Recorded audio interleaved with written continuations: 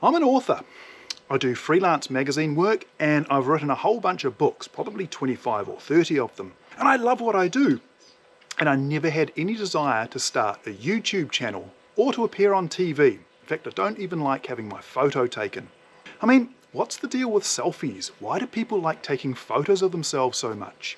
I stopped at a red light the other day and a woman pulls up, takes out her phone, takes a photo of herself while she's waiting for the light to go green. I mean, what's with that? Anyway, I'm just happy living in my little bubble, writing books and not taking photos of myself. And so it's been quite an unusual set of circumstances that have brought me here. Now, back in the year 2011, I started a motorsport history website and discussion forum called The Roaring Season. And on this site, I wrote stories about motorsport history and historic car racing. And I also shared old photo collections that people had sent me. And a lot of these old collections might never have seen the light of day if it weren't for The Roaring Season.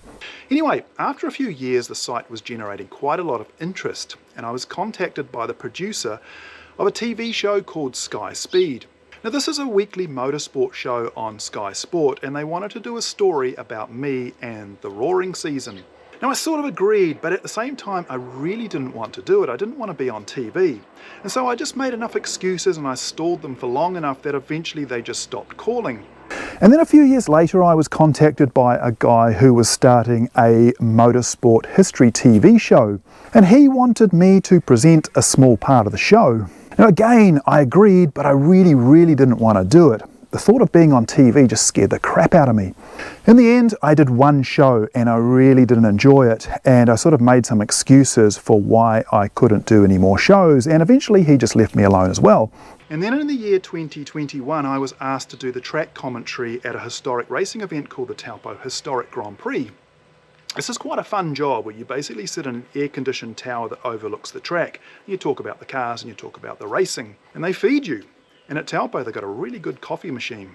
Anyway, about 2 weeks before the event they contacted me and told me that they'd organised a TV crew that was going to come and film the event. And they wanted me to present a small part of the show. And so naturally, I didn't sleep for the next 2 weeks.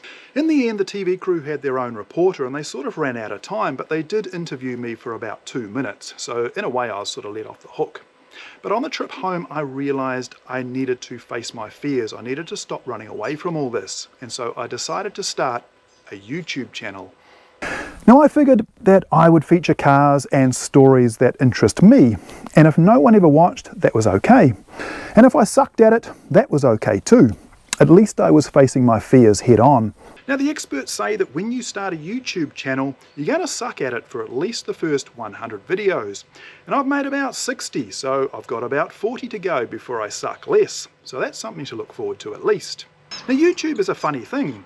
You start out with zero expectations, but as your numbers start to grow, you start to get a bit obsessed with it. I find that I check my subscriber numbers and my video watch numbers before I go to bed at night, and then I check them again the next morning to compare them. Sometimes I get up in the morning and I've got less subscribers than I had the night before, like people have actually unsubscribed.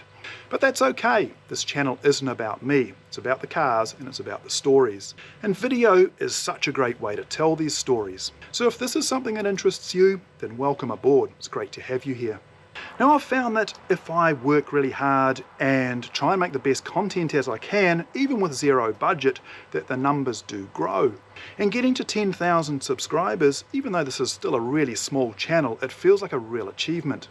And I couldn't have done this without you. So this is a video to say thank you. Thank you for watching and thank you for subscribing. And thank you also for not unsubscribing. I really appreciate you sticking around. And I appreciate your comments too, good and bad. I've learned a lot from you guys. Thanks again, and here's to 10,000 subscribers.